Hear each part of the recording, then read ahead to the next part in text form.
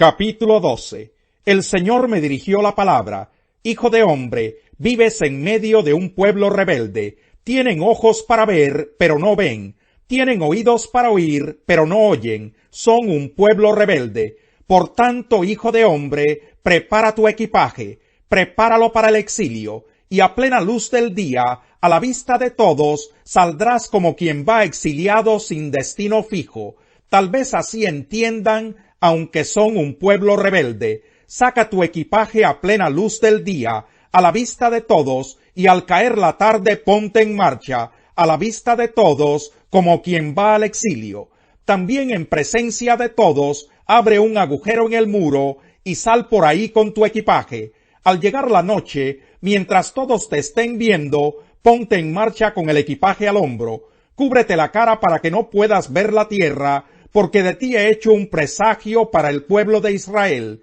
Hice lo que se me había mandado, y a plena luz del día saqué mi bagaje, como quien va al exilio. Al caer la tarde abrí el agujero con mis propias manos, y al llegar la noche, en presencia de todos, salí con mi equipaje al hombro. Por la mañana el Señor me dirigió la palabra: Hijo de hombre, con toda seguridad el pueblo rebelde de Israel te preguntará: ¿qué estás haciendo? Pero tú explícales: así dice el Señor Omnipotente. Este mensaje se refiere al pueblo de Israel que vive en Jerusalén, y también a su gobernante. Diles: yo soy un presagio para ustedes. Lo que hice yo les va a pasar a ustedes, pues serán llevados cautivos al exilio. Y su gobernante se echará el equipaje al hombro y saldrá de noche por un agujero que abrirán en el muro. Se cubrirá la cara para que no pueda ver la tierra. Yo tenderé mi red sobre él y quedará atrapado en mi trampa. Así lo llevaré a Babilonia, la tierra de los caldeos, pero no podrá verla porque allá morirá.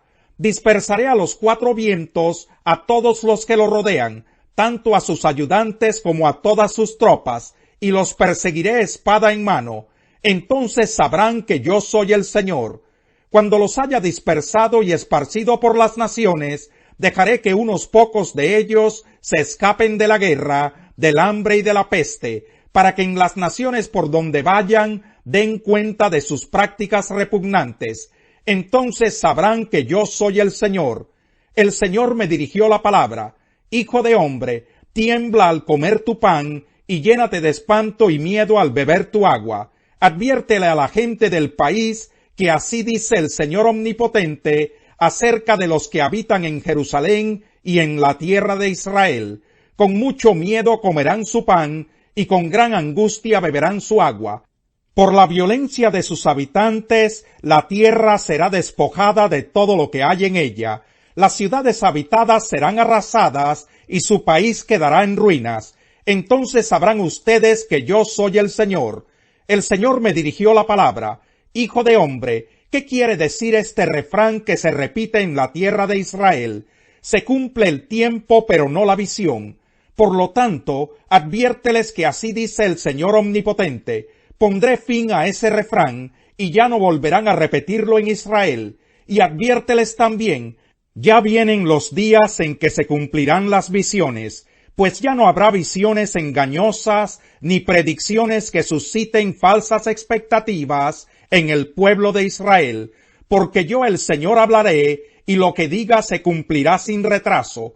Pueblo rebelde, mientras ustedes aún tengan vida, yo cumpliré mi palabra, lo afirma el Señor Omnipotente. El Señor me dirigió la palabra: Hijo de hombre, el pueblo de Israel anda diciendo que tus visiones son para un futuro distante, y que tus profecías son a largo plazo.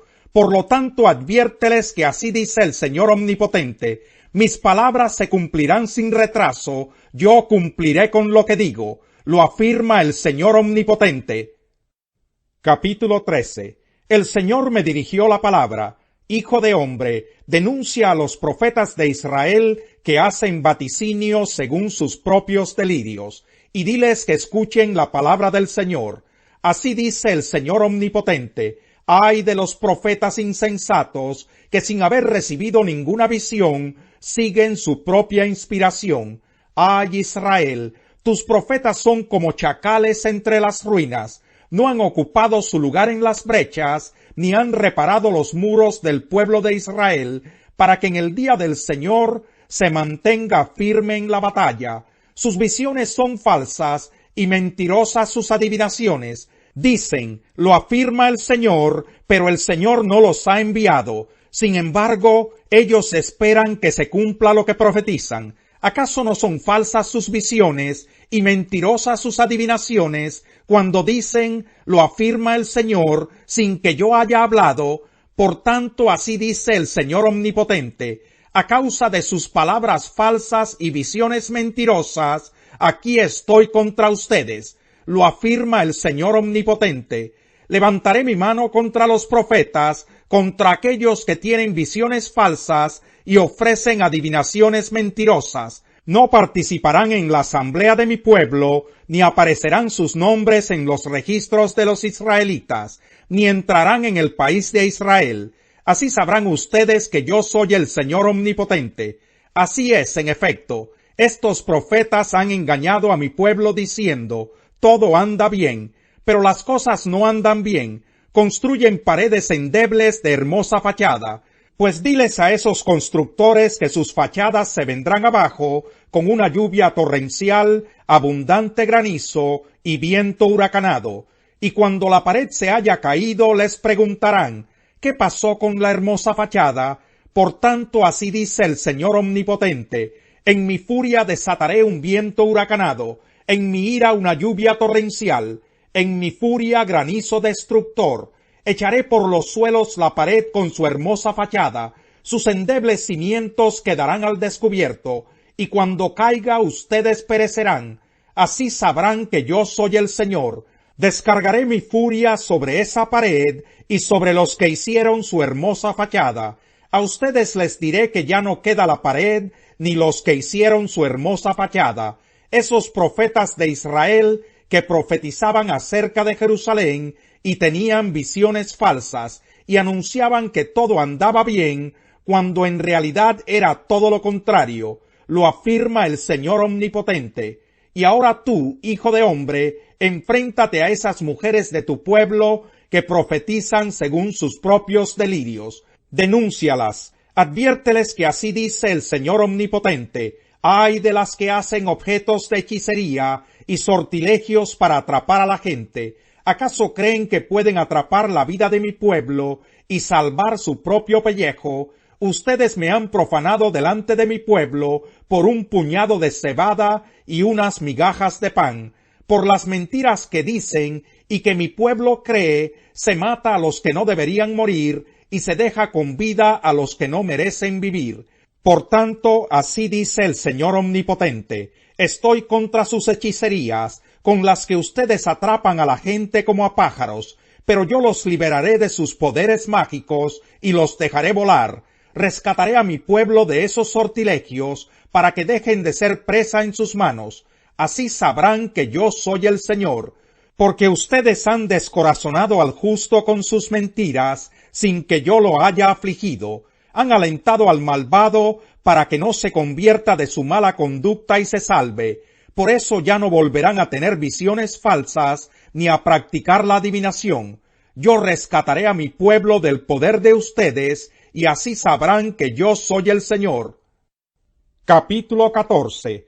Unos jefes de Israel vinieron a visitarme y se sentaron frente a mí. Entonces el Señor me dirigió la palabra.